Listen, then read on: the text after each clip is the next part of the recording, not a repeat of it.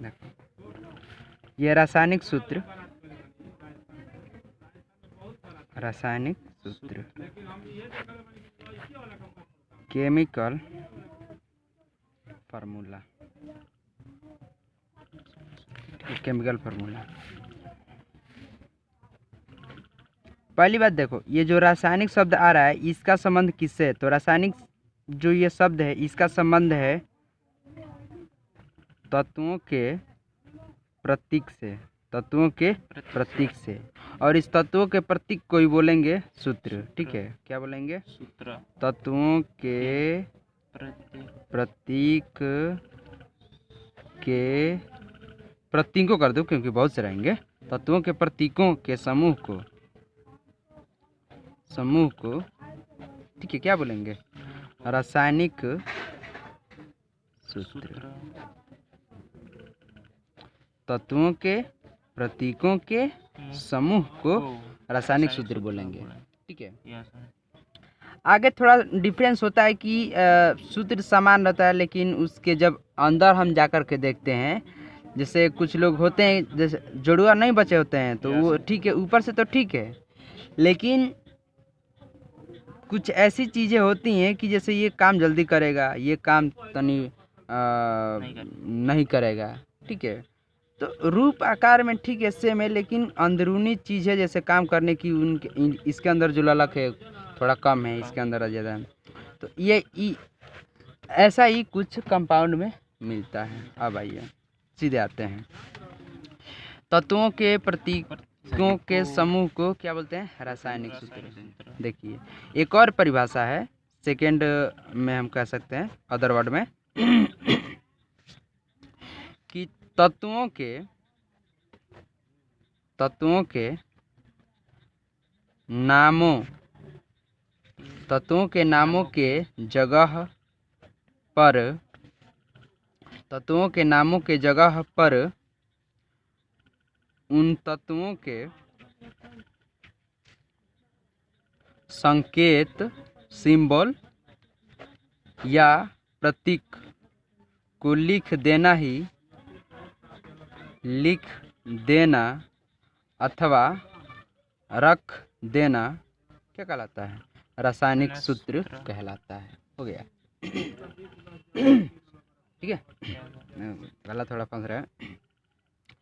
नाम आएगा, ठीक है, और इससे बड़ा निशानी है जैसे मान लीजिए कि किसी का नाम है, जो भी नाम हो, पकड़ लीजिए कि महेश नाम है। ठीक है, गुडू भेज लीजिए ना, ठीक, कम अक्षर का है। महेश है तो महेश है तो शुरू में एम पकड़ेंगे। ठीक है, अब किसी का जो भी नाम है, जिस नाम से आप कहेंगे ये भैया हमारे बस एम से बनाइएगा माला का वो, ठीक है, तो वो सिंबल होता है। सिंबल समझ रहे हैं ना? यानी कि उसके पूरे नाम के बजाय उसका सिर्फ शुरू वाला लेटर रख देना ही क्या है? ये निशानी है। पहले के लोग मतलब कि औरतें भी जो वो गुदवाती थी, भाई कहाँ है भाई, तो ये हमारे जो प्रियवर देवता तुल्य हैं उनका ये निशानी है, ऐसा ये रखा जाता था। ठीक है, तो एक सिंबल बहुत पुराना देखा जाए तो शब्द है। चलिए आइए केमिस्ट्री में देखते हैं। जैसे बाबू सबसे पहले कुछ जान लेते हैं जो महत्वपूर्ण है। क्या है? देखिए पहले तत्व के बारे में देख लीजिए। वैसे पहले से जानते ही हैं तत्व क्या होता है। तत्व सबसे शुद्ध पदार्थ होता है। ठीक है, जो रासायनिक और भौतिक विधि के द्वारा क्या नहीं करो, दूसरे भागों में अपघटित या तोड़ा नहीं जा सकता है। ठीक है, दूसरा ये परिभाषा है आधुनिक के अकॉर्डिंग कि जो एक ही प्रकार के परमाणुओं के समूह से बना हो, जो एक ही प्रकार के परमाणुओं के समूह से बना हो उसको बोलते हैं तत्व। ठीक है, इनकी संख्या 118 है।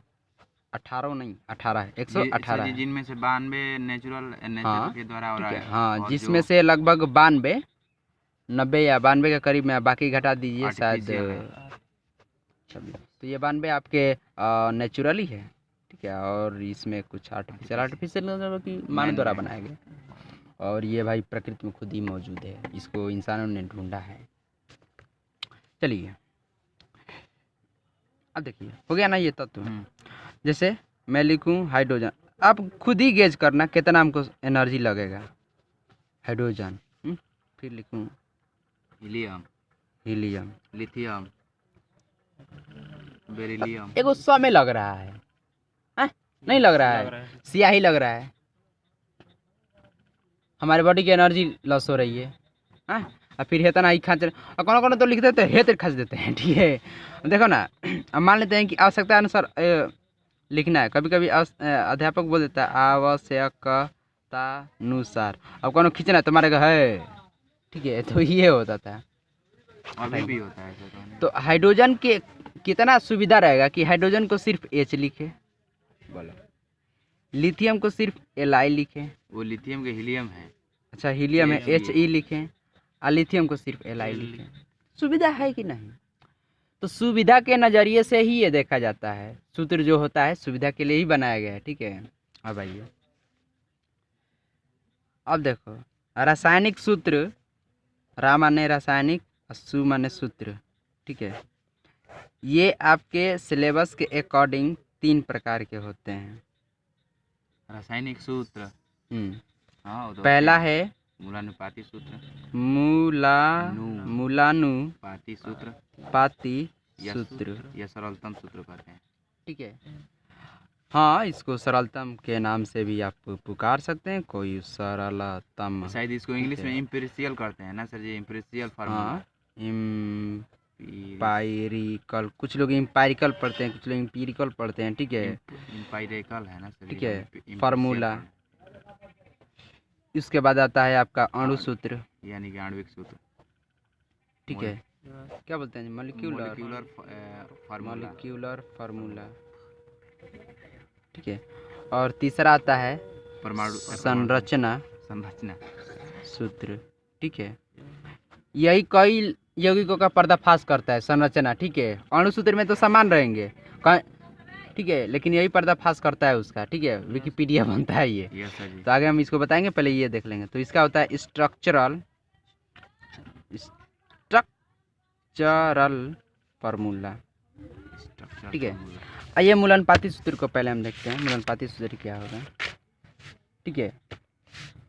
तो देखिए मूलानुपाती सूत्र क्या होगा, तो ऐसा सूत्र जो सबसे सरलतम रूप हो परमाणुओं का, परमाणुओं के समूह का सबसे सरलतम रूप हो। चाहे परमाणुओं के समूह जो हो और उस समूह में अपेक्षिक संख्या यदि निकाला जाए तो अपेक्षिक संख्या, ठीक है, के अनुपात से जौन सूत्र मिलेगा उसी को बोलेंगे हम मूलानुपाती सूत्र। आइए थोड़ा हम ये इस बुक का हम सारा ले, देखिए यहाँ लिख रहे हैं, देखिए यहाँ से पकड़िए। वह सूत्र जिसके द्वारा किसी यौगिक मूलक, हम अभी आगे बताएंगे, में उपस्थित तत्वों के परमाणुओं के सरल अनुपात, चाहे परमाणु की अपेक्षिक संख्या, देखिए अपेक्षिक संख्या, अभी हम आगे देखिए 2 चीज़ आगे बताएंगे, मूलक और ये रिलेटिव नंबर ऑफ एटम्स, ठीक है। अभी हम चर्चा करेंगे, फिर से देख लीजिए। वह सूत्र जिसके द्वारा किसी यौगिक अथवा मूलक में उपस्थित तत्वों के परमाणुओं के सरल अनुपात, देखो 3 चीज चर्चा करेंगे। पेंसिल कहाँ है? मूलक, सरल अनुपात और अपेक्षिक संख्या, इन 3 चीज़ों पर भी हम फोकस करेंगे, का ज्ञान होता है, ठीक है। चाहे ऐसे भी कह सकते हैं आप कि वह सूत्र जो किसी यौगिक में उपस्थित तत्वों के परमाणुओं के सरल अनुपात का ज्ञान देता है या बोध कराता है, ठीक है, उसको मूलानुपाती सूत्र कहते हैं, चाहे सरलतम, ठीक है। ठीक है, जैसे एथेन, ये हाई स्कूल में पढ़ाए थे इन लोगों को। एथेन का सरलतम सूत्र CH3, ठीक है। ये कैसे आता है, ठीक है, ये हम आगे चलिए बता दे रहे हैं। तो देखिए, तो बाबू हमको परिभाषा में, हम परिभाषा क्या लिखेंगे कि ऐसा सूत्र जिसमें मौजूद तत्वों के परमाणुओं का सरलतम अनुपात हो या सरल अनुपात हो, उसको कहेंगे मूलानुपाती सूत्र, ठीक है। तो पहले देख लीजिए मूलक, दूसरा क्या था जी? सरल अनुपात, अरे अपेक्षिक संख्या, अच्छा ठीक, हाँ पहले उसको देख, इसको थर्ड कर दीजिए। दूसरा देख लीजिए क्या है? अपेक्षिक संख्या। अपेक्षिक संख्या। Relative। बाबू रुक जा अपेक्षिक संख्या। एक और ही चौथा चीज आएगा आगे, उसी में हम बता दे रहे हैं। पहला मूलक, अपेक्षिक संख्या, सरल अनुपात, उसके बाद आएगा प्रतिशतता। हाँ ठीक है, प्रतिशतता। अच्छा है, किसी किसी बुक में इसको प्रतिशत संगठन बोलता है बाबू। संगठन का मतलब क्या होता है सर जी? संगठन, अरे वही जो उसका संरचना है, उस संरचना में हाइड्रो, जैसे कोई भी मान लो है, ये है H2SO4 ले लो, यस सर जी। तो एकरा में हाइड्रोजन कितना परसेंट है, सल्फर कितना परसेंट है, ऑक्सीजन कितना परसेंट है, यही तो है प्रतिशत संगठन चाहे प्रतिशतता। बात तो वही पड़ेगी, हम आगे बताएंगे, धैर्य रखो। ठीक है, वो बता भी दिया है, लेकिन सर जी संगठन का मतलब नहीं समझ। संगठन माने संरचना, यानी कि हाइड्रोजन की जो संरचना है वो कितना परसेंट है, यस सर जी। सल्फर का कितना परसेंट है, ऑक्सीजन कितना, यही तो है। आइए मूलक देख लें, हाई स्कूल में मूलक के बारे में चर्चा किए हैं। बोले परिभाषा बोलो। क्या है? किसी भी यौगिक के दो भाग होते हैं, प्रत्येक भाग को मूलक कहते हैं। मूलक कहते हैं। अब मूलक ठीक है। दो प्रकार के होते हैं। हमारा जो वीडियो है उस पे एक जाके देख लेना, मूलक करके है। ठीक है, अब पता ना नाम लिखा होंगे नहीं, उसको ब्लैक बोर्ड वाइज है। ठीक है, उस पे जाके देखना, इधर भी 20 होगा, इधर भी 20 होगा। ठीक है, ठीक, और उसको गौर से तुम पॉज करके उसको देख लेना, बढ़िया से समझ लेना। ठीक है सर जी, उस दिन वीडियो भेजने वाले थे, नहीं भेजे सर जी। हम हाँ, कह चल, रहे थे कि है आप भूल जाएंगे, आप भेज चल। दीजिए। हाँ, मेरे मोबाइल में तो नहीं भेजे। चल, खुरपी के बिया में हंसुआ का गीत नहीं, चल हम भेज देंगे। देखो, ये मूलक, अपेक्षिक संख्या, सरल अनुपात। ठीक है, तो पहले आते हैं मूलक। अभी इसने जो बताया कि कोई भी यौगिक, बोलो कोई भी यौगिक, यही ले लीजिए। यौगिक है कोई, याद है? चलो हम ले लेते हैं। भाई क्या है? जल है। बोतल है, यहाँ पानी है। खैर पानी मत बोलो, जल, शुद्ध जल ले लेते हैं। न पानी। जल का रासायनिक सूत्र होगा बाबू H2O। ठीक, तो ये क्या है आपका, एक तरह से क्या हो गया, यौगिक हो गया, यौगिक हो गया। अब देखिए, इस जल को हम ऐसे लिखते हैं, HOH, यानी कि दूगो हाइड्रोजन है क्या, पहले का हाइड्रोजन, दूसरा का हाइड्रोजन, दूगो है। ये भी हाइड्रोजन है, ये भी हाइड्रोजन है, और ये बीचा में है क्या कर रहा है, ऑक्सीजन है। ऑक्सीजन है। ठीक है, लेकिन जब और बारीकी से इसको देखेंगे तो ये पाएंगे कि इस पे पॉजिटिव होता है, इस पे निगेटिव होता है। तो देखिए इस तरह इसमें जो मिलने वाले हैं, एक मिलेगा H+ और दूसरा मिलेगा बाबू H-। ठीक है, इसको बोलेंगे हाइड्रोजन आयन। हाइड्रोजन आयन, वो हाइड्रोक्साइड आयन। और इसको बोलेंगे hydroxide ion. Hydroxide ion. Ion. अच्छा, हाइड्रॉक्सिल भी बोलते हैं, हाँ हाँ हाँ। हाइड्रॉक्सिल आयन भी। ठीक है, जब क्षार का परिभाषा देते हैं तो उसमें कह सकते हैं ना सर जी, हाइड्रॉक्सिल वह पदार्थ जिसमें। ठीक है, चलो, हाइड्रोजन आयन, हाइड्रॉक्सिल चाहे हाइड्रॉक्साइड, जो आपको सुविधा लगे बोलिएगा। यस सर जी। ये तरह आपका जो जल है यौगिक है, और इस यौगिक में एगो मिल रहा है प्लस वाला, एगो मिल रहा है माइनस वाला। तो प्लस वाले को बोलेंगे बाबू धनात्मक मूलक, चाहे धन मूलक, और ऋणात्मक वाले को बोलेंगे बाबू ऋणी मूलक, चाहे ऋणात्मक मूलक। ठीक है, अब देखिए यहाँ लिख देता हूँ, मूलक कई प्रकार के, दो प्रकार के, दो प्रकार के। ठीक, एक पॉजिटिव तो दूसरा निगेटिव। इसको बोलेंगे बाबू क्षारीय मूलक। सब उसको वीडियो की जगह पर थोड़ा देख लीजिएगा। ठीक है, सब अम्लीय मूलक, क्षारीय मूलक, उसके बाद अम्लीय मूलक, अम्लीय मूलक। उसका इंग्लिश हो जाएगा बेसिक रेडिकल। इसको बोलते हैं वैद्युत धनात्मक। ठीक, कितना नाम बताएं। इसको बोलते हैं वैद्युत ऋणात्मक। इसको बोलेंगे शॉर्टकट में धनायन, तो इसको बोलेंगे ऋणायन। यानी कि ये इसमें जितने भी अधिकांश वाले होंगे वो इलेक्ट्रॉन को त्यागने वाले होंगे और पॉजिटिव को रिसीव करने वाले होंगे, यानी कि धनायन बनाने वाले गुण रखेंगे। इसमें जितने भी होंगे वो इलेक्ट्रॉन को ऑब्टेन करेंगे, ग्रहण करेंगे और नेगेटिव बनाएंगे। समझा गया ना? चलिए, तो अब हम सीधे मूलक मूलक आपको समझ में आ गया, ठीक है। फिर एक और एग्जाम्पल ले लीजिए, जैसे ये है H2SO4, इसका नाम क्या है? सल्फ्यूरिक अम्ल। सल्फ्यूरिक अम्ल, चाहे हाइड्रोजन सल्फेट भी आप इसको कह सकते हैं। इसमें भी देखिए, तो यदि हम H2SO4 का जलीय विलयन बाबू हम बनाएं, ठीक है, तो H प्लस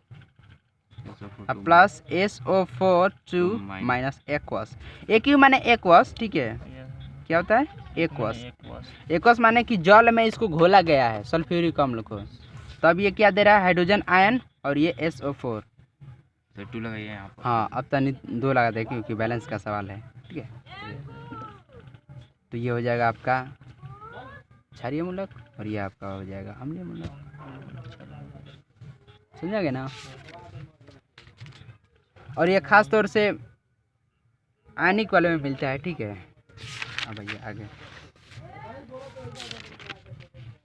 अपेक्षिक संख्या आते हैं। अपेक्षिक संख्या को तनी दरकिनार करिए, मूलक देख लिए, हई देखिए पहले कैसा सरल अनुपात। अरे ना जी, हई प्रतिशतता, परसेंटेज देखें, परसेंटेज। देखो अभी आपने 2 यौगिक लिए थे, बोलिए कौन था? जल और सल्फ्यूरिक अम्ल। जल था ना? यहाँ सर जी। जल का रासायनिक सूत्र H2O। H2O, कोनो शक? नो शक।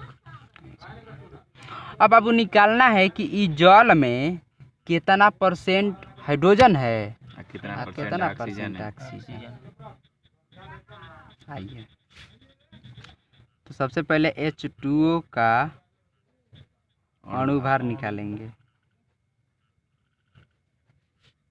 18 होगा। तो रुक जाइए, हाइड्रोजन का देखिए, हाइड्रोजन का परमाणु भार, ए माने परमाणु भार 1 होता है मोर बाबू, एगो हाइड्रोजन के लिए, और ऑक्सीजन का परमाणु भार 16, ठीक है। तो अब आइए अणु भार, ये बताइए हेमा हाइड्रोजन कई गो है? 2 गो है, लेकिन एगो हाइड्रोजन के परमाणु भार कितना है? एगो, लेकिन 2 गो है, प्लस कई गो ऑक्सीजन है? एगो, आ एगो ऑक्सीजन का परमाणु भार 16, तो 2 में 1 से गुणा करेंगे तो 2 ही ना होगा, 16 कितना हो गया? 18 हो गया। तो H2O का अणु भार कितना हो गया बाबू? 18। हाँ भाई, इसमें जो अकेले अकेले हैं, यानी कि इसमें कई गो तत्व हैं, कई गो मतलब कि परमाणु है, सिर्फ एगो हाइड्रोजन है और एगो ऑक्सीजन है, ठीक। तो इसमें हाइड्रोजन की परमाणु की संख्या कितनी है? 2 है, ऑक्सीजन की 1 है। तो हाइड्रोजन के 2 गो परमाणुओं का भार कितना हो जाएगा? 2, और ऑक्सीजन के एगो परमाणु का भार कितना हो जाएगा? 16। अब अलग अलग निकाल लेंगे, तो देखिए लिखेंगे कि H2O में हाइड्रोजन का, हाँ, हाइड्रोजन का प्रतिशतता, चाहे परसेंटाइल या प्रतिशत संगठन, संगठन, ठीक है। देखिए, तो लिखेंगे कि हाइड्रोजन का, ठीक है, परमाणु भार बटा H2O का अणु भार आ गुणा 100 कर देंगे मोर बाबू, आ मने के बड़का घराना में घेर के या परसेंटेज लगा देंगे। तब क्या सोच रहे हैं? H2O का परमाणु भार बोलिए? 2 18, H2 का परमाणु भार 2, H2O का अणु भार 18 गुणे 100, सुरक्षा कवच प्रदान कर दीजिए परसेंटेज लगा के, ठीक। सिंप्लीफिकेशन कर दीजिए, 9 2 9 18 50, 100 में आप 9 से भाग दे दीजिए, तो ये वैल्यू आएगी 11.11% करके आएगा।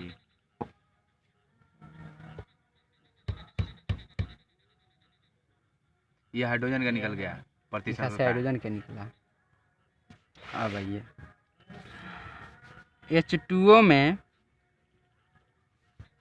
ऑक्सीजन की प्रतिशतता, 100 माइनस हाइड्रोजन का प्रतिशत होता है। रुको भाई, ठीक। तो एगो ऑक्सीजन का परमाणु भर कितना है बाबू? 16। आ जल का कितना अणु भार है? 18 और गुणे 100 परसेंटेज लगा दी, 9 हो जाएगा भाई, 50 हो जाएगा। 16 5 16 5 80, 16 85 है नू 80/9, 800/9। परसेंटेज। अब 800 में 9 से भाग दे दीजिए, ठीक है। 9 तो 99 अधिका हो जा रहा है, 72। 9 8 72, ठीक। हाँ तो 72 हो गया नू, हम्म। तो कितना आएगा? 8 आएगा, फिर नू 8 आएगा, 8 आएगा, 0, फिर 9 8 9 8 72, 72, ठीक है। फिर 8 आएगा, फिर 8 और 9। 9। हाँ यस सर जी, राउंडिंग ऑफ के हिसाब से। यही ना होगा? यस सर जी। शक है तो ये भाग कर लीजिए। कितना जी? 9 है, हाँ 9 8 72, 72, फिर 72 पॉइंट ठोक ठाक के। 9 72। लेकिन एगो अल्टरनेटिव चाहे ऑप्शनल, एगो ऑप्शनल सॉल्यूशन ये है बाबू, किसके लिए? फॉर एग्जाम्पल फॉर ऑक्सीजन के लिए। ऑक्सीजन के लिए ई कि यदि मान लीजिए कि जल है, तो जल में एगो हाइड्रोजन और ऑक्सीजन रहा, तो हाइड्रोजन को जब आप निकाल लिए तो ऑक्सीजन को निकालने के लिए ऑप्शनल तरीका ये है कि जब निकल गया ना तो 100 में से घटा दीजिए ऑक्सीजन के लिए। तो वो दूसरा तरीका अदर वे, ठीक है। तो H2O में ऑक्सीजन की प्रतिशतता बराबर निकालने के लिए क्या करेंगे कि 100 या -11.11 अमर बाबू घटा के बोलिए, तो 100 में से घटाने आएगा ना, बोलिए 9 में से 8, 9 में से 8 8, देखिए और सेम वही वैल्यू यहाँ भी है। समझ में आ गया रुको जी? हाँ तमर बाबू चलिए तनी अब हल करके बता दीजिए। ज़्यादा नहीं, हाइड्रोजन परऑक्साइड ले लेते हैं अब भैया, हल्के फुल्के कैसे है? अब एक बार भौंक दे भारी ले लेंगे। चलिए H2O2 हाइड्रोजन परऑक्साइड है ये। दूसरा का निकलेगा H2SO4, ये साफ है 98 आ गया। उसके बाद निकालिए NaCl, ठीक है।